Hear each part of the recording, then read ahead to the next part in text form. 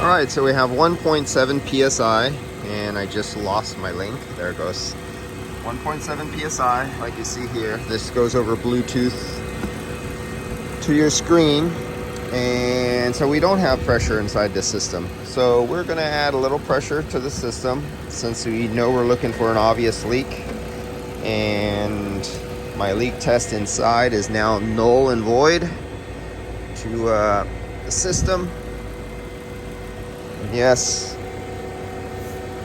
that's it. You didn't even hear nothing because it was so little. Don't have to flood it to the air. I'm just going to throw a little pressure in there to get it to come on and look for a leak. Just a low side, no high side. And let's get the compressor to kick on. Watch right there. You'll see that. There it goes. Compressor kicked on, and I'll turn off the refrigerant. This is vapor. So you can see it flowing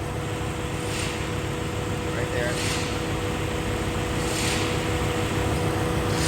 All right, and that noise you heard, the bearing is starting to go out in this motor here. So that's something to put on the work order, that they're gonna have a bearing failure in that motor right there. It's been going on and off with the engine heat temperature kicking on the fan every now and then cycling. That bearing has been acting up. So that's gonna be a problem. As you can see, we only have, where's my pressure? We're at 0, but that's because I only have like 2 ounces in the system. And the compressor's running, so it's bringing down the low side. So let me show you. I'll turn off the AC, and we will look at, where are we at? Right there. Okay, so now the air conditioning's off. So now that roughly that 2 ounces of vapor that I stuck in the system and the compressor not pulling on the low side, that's our standing pressure on the low side right now.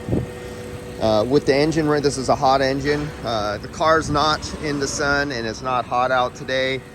This is not the right temperature because the sensor is right here and I'm above the hot engine heat of the radiator, the fan, and the engine. Outside temperature is about 48 degrees actually.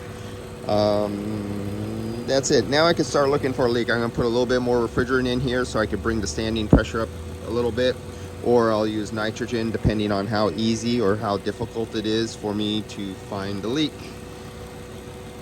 Because using the UV light, since this went out for a couple months and has come back with no refrigerant in it, the only place I found that appeared to have a leak was that one hose fitting right there. And now I'll go over the whole system with the electronic leak detector again. Let's start that up and zero it out again. Let that do its thing.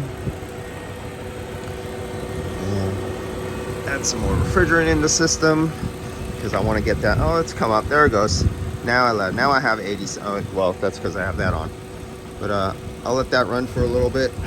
See, right now it's just pumping straight pressure into the system, bringing it up on the low side. Now I could definitely check the evaporator. It's 44 psi, just wasn't, and it's going down real fast too. It's steady now. All right, get you back in the next video when I find a leak using the electronic leak detector.